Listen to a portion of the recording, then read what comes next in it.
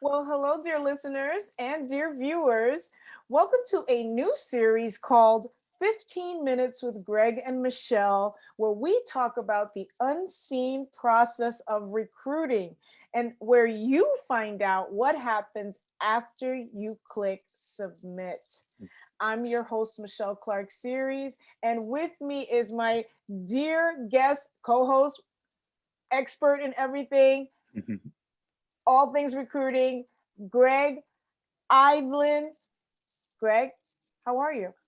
I'm doing well, Michelle. Thank you so much for having me, and I look forward to starting this series with you together. I know it's going to be fun. We're going to do it for the month of November. I think it'll be great. We'll get to hear about recruiting and what happens, right? The unseen process. Yep, Now, you're a partner at ACG Resources. Tell us about ACG and tell us about what you do. sure. ACG Resources is a family-owned staff and recruiting firm. I'm sure some of your listeners and viewers have seen my father, Len, um, on some of your podcasts. Um, we do everything from C-level down across the organizational chart on a national basis. So I work with candidates of all levels and from a variety of different industries. Okay. And what do you do, Greg? My job at ACG, what don't I do? Being a partner in a small family business, I get to do a little bit of everything. So it's operations, business development, as well as candidate development and recruiting. So I am frequently seeing resumes, talking to candidates, and speaking to clients and getting their feedback on resumes as well. Ooh, okay. So, Greg, I noticed on your LinkedIn profile, you got a lot of initials after your name. What do they stand for? Uh, each initial after my name, one of them is my education. So I Mhm. have a master's in industrial and organizational psychology. And then the other letters, not to break it down for time reasons, are different certifications from National Association of Personnel Services, as well as the American Staffing Association, which just recognizes my uh, studies of the staff and recruiting industry, I guess is the best way to word it. Okay, okay. So you're an expert, Greg, right? You're an expert in the field of recruiting. So let's talk about it. When an applicant submits an application to you, Mhm. what do you see on your side of the computer? So depending on the different sources, when an applicant submits a resume, most of the times what I'll get is either a cover letter followed up by the resume or the resume itself with a nice email. Um, on that resume, I've seen a variety of different things, whether it's a lot of times individuals that are doing marketing, they like to put a lot of graphics on their resume and it's a very unique resume. Um, Other individuals, they'll do a functional resume where it's not broken down chronologically, but it's skills first and then their work experience underneath. Mhm. Other candidates will send over the traditional resume of chronological experience, most recent job, most recent title, and work their way down. Okay, so when you so let's get to the juicy stuff. Sure, let's go What for it. happens does it matter that a resume has graphics on it or not? Um, it does and it doesn't. That's a twofold question. I could understand and appreciate someone who is marketing or graphics, doing graphic development or anything like that, having the graphics on their resumes. However, a lot of technologies and applicant tracking systems are not fans of graphics because it doesn't parse in nice. It adds letters to names. When it goes through PDF parser, a lot of times there's spacing. So by the time the resume gets into the system, there's a lot of lost information Oh, or there's a lot of missing information. ooh, now you just mentioned another initial set of initials, Hmm. ATS, Automated Tracking System. Tell us about what that is. Sure. So an automated tracking system or applicant tracking system, I should say, I'm sorry, is a system that most large companies use and I should say actually most companies use nowadays and most recruiting firms. And this is basically the core system to any talent acquisition process. In an ATS, there's resumes, candidate information, and it tracks what jobs they're applying to, what jobs they're being sent to, if it's on a recruiting side, to what clients. interviews, as well as anywhere this candidate has been placed. On the corporate side, a lot of institutions, Mhm. banks, insurance companies, they'll have an applicant tracking system to track their sources of candidates. Where are they coming from? iSIMS is a large applicant tracking system. Bullhorn, um, ADP, Workforce Now has one. Taleo, there's a lot of different applicant tracking systems. So usually when you click and apply on a website, if you look up on the hyperlink, you'll see it says Taleo or iSIMS or something else branded with that company. Okay, so the applicant tracking system is a very important part of the process. When applying for a job, what would you say you see that applicants need to work on? Um, First and foremost, I would probably say the most important thing an applicant can work on is paying attention to the details of the job they're applying for. Okay. A lot of different tools out there and job boards, I don't want to use any names, will allow mass apply features where a candidate could apply to 20 or 30 jobs with one click. Not always the best approach, especially when some of those jobs are maybe at the same company. Why? Oh, Because the talent acquisition person on their side may have seen this person's application 30 times to 30 different jobs if it's a larger company, and they may be a serial applier, which shows that they're not maybe taking attention to what they're applying for. Also, I've written a lot in the past. Job applying is a community effort. Applicants should be considerate to everyone else that's applying to jobs. So if you're applying for a job you're not right for, you're exhausting the person on the other end that has to review these resumes. It may bump out the qualified person just out of the mere fact that they're, 30 applications down now and a good candidate came from another source. oh, that's the first time I've heard someone say that the applicant should be considerate to the reviewer of their application. That's interesting. That's okay.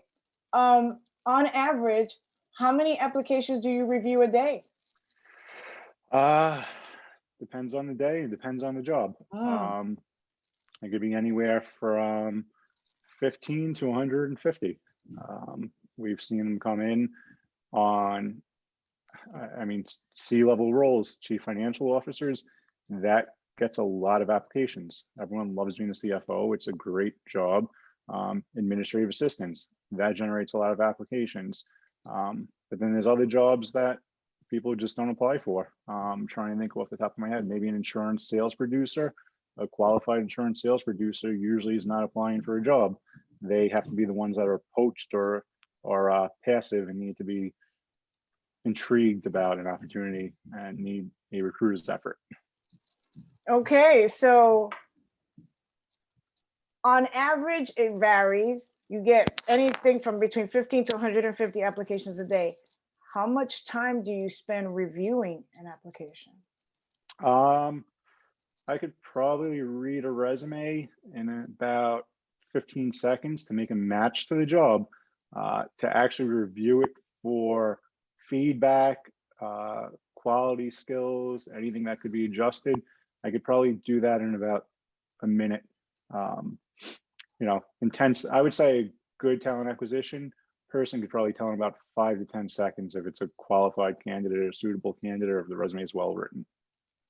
5 to 10 seconds. Yep, I think a large portion of it's going to be formatting.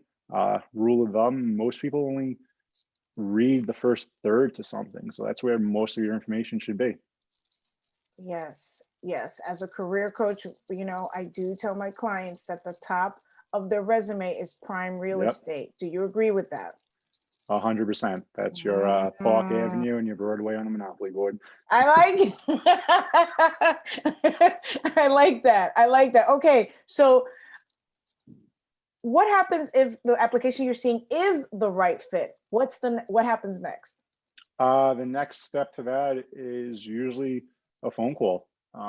It's the reach out. It's the um, getting them to speak further about their skills, going through their resume with them, understanding if the person's a fit for my client. Since I am an agency recruiter, I'm working on behalf of clients. So my goal is to make that match. It's almost like a match.com, except for jobs. Yeah, that's right. That's right. Now you brought up an interesting distinction. You're an agency recruiter, so you work for the client. Tell us Mhm. about when, do you work also for companies? Well, yeah, that would be basically our clients are companies looking to hire. Got it. So, yep. So, recruiting firms, they sign contracts with various clients for a variety of reasons. One may be it's a confidential search and they don't want it to be pushed out to the marketplace too much that they're looking, or maybe it's an internal replacement, someone they may be planning to terminate, or an organizational change. Another time they would use a recruiter is for those passive candidates. Internal talent acquisition teams may not be able to call upon certain candidates at certain companies or use some of the methods that a recruiting firm can. And another time is a talent acquisition team may be stretched for resources. They don't have enough time or resources to sit there and actually handle all the applications coming in and doing the screenings, because human resources are Mhm. pulled in a million directions, wearing a million hats. Right, right. So do you, so in addition to helping HR departments for companies, do you also provide feedback to them on an approach or give them advice? Give the human resource department advice. Yeah, yeah. Uh, yeah, pretty often I'll give them feedback on a lot of times maybe their reputation in the marketplace. I've worked with clients where they may not have the best reputation for whatever reasons. And I try to be as transparent as possible both ways with candidates and with clients. So when I am working with a client, if they have a negative reputation, I'll try to address it and figure out where that's coming from or why. When I'm working on the candidate side and they know who the client is and they Mhm. find out, we try to address any negative views from that way. Our approach is not to disclose who our client is to reduce bias from one side, because a lot of times the candidate may hear a company, may not want to go work there just for the mere fact of the name, or they may have heard something. So I try to tell them about the client first, what they're offering, what the opportunity is. So the candidate will at least get engaged to say, hey, maybe this is right for me, or maybe this is a good opportunity based on what you described. And I get to understand the chemistry from the back end and learn about the nuances of the company a lot of times beyond the name. So I can get that in front of a candidate first Right. before the candidate learns it on a biased view. Oh, okay, okay. Now, set the record straight. Sure. Does it matter if a client is referred to you from someone else, a fellow recruiter, or not? When you say client, you mean company? I mean individual. Thank you. Okay. So when we're talking about candidates, Mm-hmm. uh, we would not refer to a candidate as a client, since a candidate would be basically what we're supplying for our clients. Right. When a candidate's referred to us by another recruiter, um, that's very rare. It happens, I guess, would be the best way. Because they Um, would be sending, they would be giving up their business and sending it over to you. Is that why? exactly. I mean, there will Uh, be times where maybe there's an industry I don't work in at all, and I'm very willing to give them names of other recruiting firms to look at that are maybe certified by American Staffing Association or National Association of Personnel Services, or someone that I just know is reputable that maybe will help them. right. Um, my approach is do it at an arm's length approach. I don't, I usually don't even include myself on an email. I just tell them, hey, go reach out to so and so, Mm-hmm. or look at this firm. They'll probably be able to help you a lot better than I can. Because for my goal, it's not just to get paid; it's to actually help someone. Okay. Well, since this series is 15 minutes in duration, Greg, Mhm. um, what have we not covered in the initial stages of an application that we should discuss before we end this episode? Sure. So the initial process of the application, I guess the best advice I could always give is take time to actually review what you're applying for. Um, the job application process can be frustrating. I understand that. I empathize Mhm. for that as well.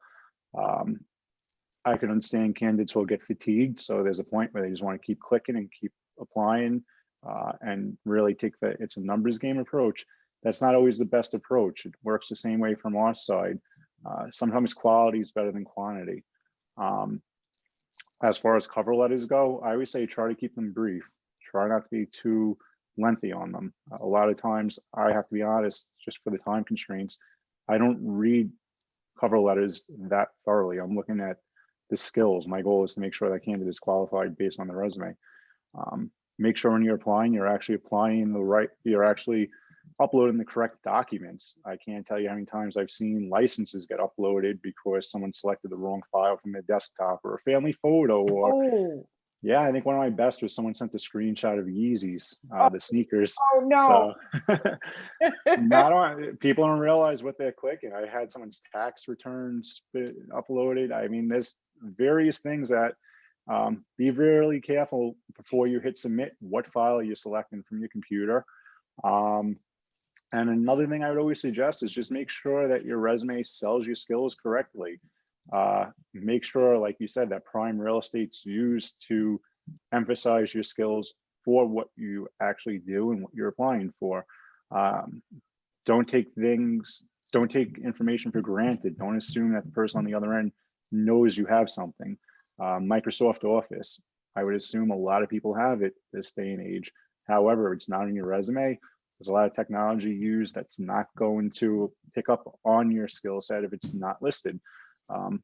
Be considerate of the fact that there's not just a person on the other side of the desk anymore. There's a lot of technology in place as well. So yeah, Okay. covers it.